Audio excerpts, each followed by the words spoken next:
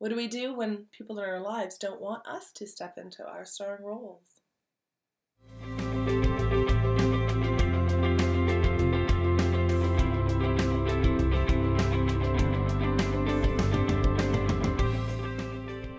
This question comes up all the time, all the time. In coaching, the work I do with my coaching clients, obviously with people that are contemplating the Step Into Your Starring Role program. And interestingly, it shows up an awful lot in interviews. If you've ever seen an interview with me where there's been a chunk of content that's been, or the conversation that's been spliced out, more often than not, it's because we've gone down this path. And so it's deeply personal stuff that shows up in this conversation. So we've probably taken it out for that reason. But it's a doozy, and I'm very grateful that a reader asked me this question, because I really have been wanting to speak to it for a while. A really long while. I haven't done TGTVs in a while, but we're back, baby. Tanya, love your writing, your way with words, and your work. I want very badly to, as you say, step into my starring role. I feel ready. But, and this is a big one, I think one of the things that's been holding me back has been that I'm not sure other people in my life are ready for me to step into my starring role. How can I overcome that? Yeah, this is a really big one.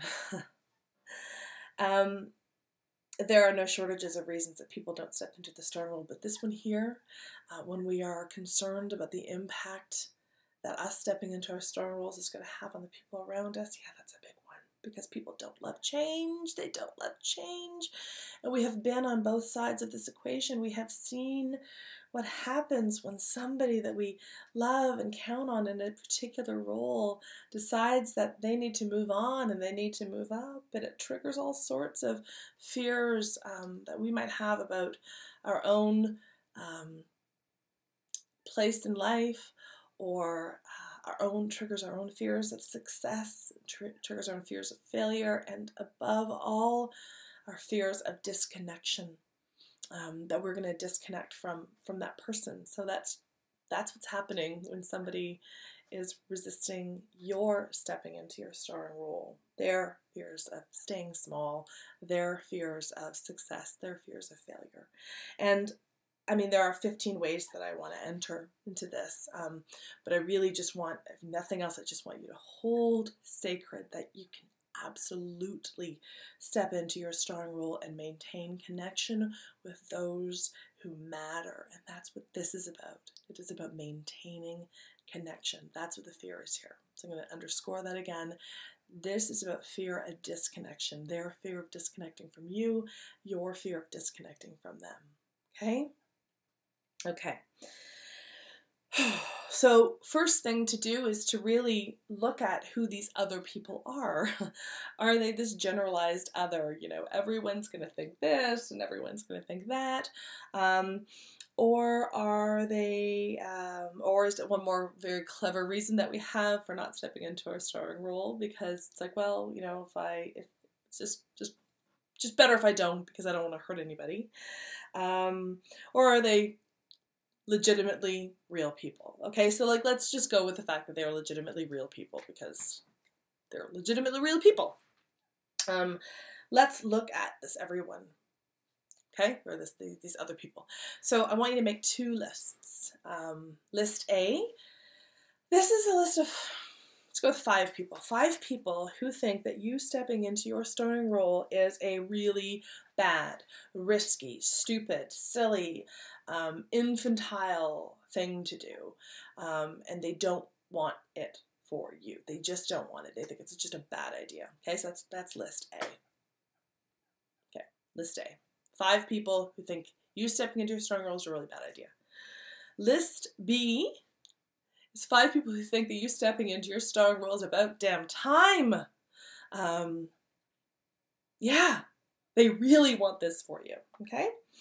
So you've got 5 people in group A, 5 people in group B. Now I want you to look at the people in group A. So group B is just like, we're going to look at group B and we're going, mwah, mwah, mwah, we love you. Thank you, thank you, thank you, thank you for being here. Thank you for seeing. Thank you for knowing. Thank you for believing. Thank you for holding. Thank you. Group A. This is the group that we really need to look at this group and say, who on this list do I love, trust, admire, believe in, respect? And for every person that is on that list that's not true for, that you don't necessarily love them or trust them or respect them, the first year, your roommate from first year university that you were totally mismatched with from the very beginning, or that total asshat boss of yours from, 20 years ago who just never saw much in you. Those people, we need to just get them, just cross them off, energetically kiss them goodbye, release them. I know I'm oversimplifying this, but just stay with me here, okay? And so now imagining that you're now still looking at a list of 2 people, 3 people, 1 person, and these people live in far closer proximity to your heart. These are people that really matter. Okay, feel the emotion. This is not about just releasing them, okay? This is not what this is about. But honey, I just want you to say that I know that and I'm feeling that for you right now. So this requires you to approach with compassion yourself and them as you continue to consider what you need to do, because you are required to step into your starring role. There is a reason it is deeply important to you. Maybe you've done the work and you know that it is aligned with your brand of joy. It's something that simply won't go away. It is time, it is deeply meaningful, and your soul is aching for it. Yeah. So it matters to you. So now what we need to do is we need to really root into why it matters so deeply to you. Like I said, aligned with your brand of joy, aligned with your soul's ache. And now considering, I want you to think about what a conversation based in love and compassion and kindness and openness and grace can look like between you and these people, this one person, where you stand in the importance, the necessity of you stepping into your starring role, why it matters so deeply to you, and what you need from them to support you. So it might look like, this is deeply important to me. I don't want to make it up for you because of all of these powerful reasons. And I'm going to need to be able to count on you for support and love and compassion. I know you're afraid from me. I know you're afraid that I'm going to trip and I'm going to fall and I'm going to hurt myself. And I also know that you're afraid that we are going to disconnect from one another. But this is deeply meaningful to me, and you are deeply meaningful to me. So while I need to be able to count on you for these aspects, you can count on me for X, Y, and Z.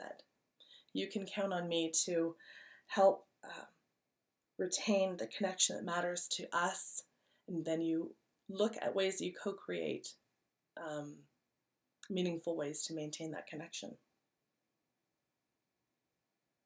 But this has to matter to you. This has to deeply, deeply matter to you, so that they have the opportunity to show you their unconditional love. And that's what this is.